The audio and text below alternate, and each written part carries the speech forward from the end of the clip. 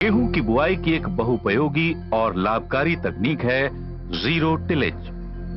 धान गेहूं फसल प्रणाली में इसने अपनी उपयोगिता साबित कर दी है।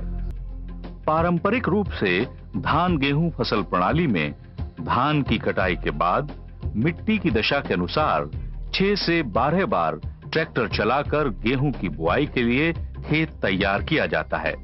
इसमें समय और श्रम के साथ ही ट्रैक्टर के ईंधन का भारी खर्चा करना पड़ता है। जीरो टिलेज से बुआई के लिए विशेष रूप से डिजाइन की गई बीज संग उर्वरक डालने वाली मशीन यानी जीरो टिल ड्रिल का इस्तेमाल किया जाता है। इसमें टाइन या फाले की बनावट चाकू की तरह है। इससे मिट्टी में पतली दरार बनती है और इसी में बीज और उर्वरक को निश्चित गहराई पर छोड़ा जाता है।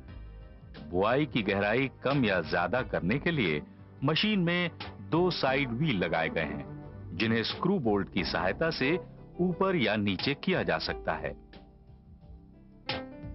सामने की ओर ड्राइविंग व्हील लगाया गया है और इसे आवश्यकता अनुसार व्यवस्थित करने के लिए एक ग्रूव भी है।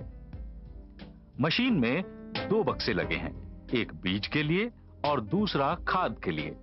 प्रत्येक बॉक्स में लॉकिंग बोल्ट और स्केल के साथ लीवर लगा है ताकि बीज और खाद की निश्चित मात्रा खेत में डाली जा सके।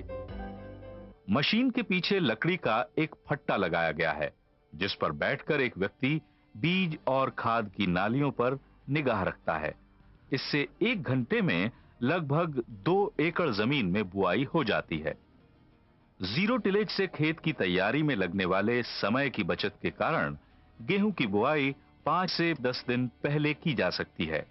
इससे गेहूं की बुआई में देरी की संभावना समाप्त हो जाती है। इस तरीके से गेहूं की ठीक समय पर तथा पछेती दोनों ही प्रकार की बुआई करना संभव है। इससे खेत को तैयार करने की लागत में 2 से 2,500 रुपए प्रति हेक्टेयर तक की बचत होती है। केवल एक बार ट्रैक्टर चलने के कारण डीजल की 92% तक बचत होती है। कम डीजल के इस्तेमाल एवं धान के सारे अवशेषों को खेत में न जलाने से प्रदूषण पर भी अंकुश लगता है।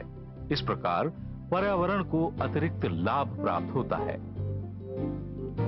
जीरो टिलेज तकनीक से अधिक पैदावार लेने के लिए पारंपरिक पद्धति के बराबर ही बीज एवं खाद का उपयोग किया जाता है।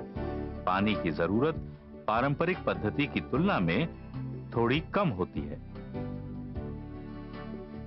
जीरो टिलेज से बुआई करने पर गेहूं के खेतों में मंडूसी, जिसे कनकी अथवा गुल्ली डंडा कहते हैं, उसका प्रकोप अपेक्षाकृत कम दिखाई देता है, क्योंकि जुताई न होने के कारण खरपतवार के बीज भूमि के भीतर गहराई में ही दबे रह जाते हैं। उन्हें सतह पर आकर अंकुरित होने का मौका नहीं मिल पाता।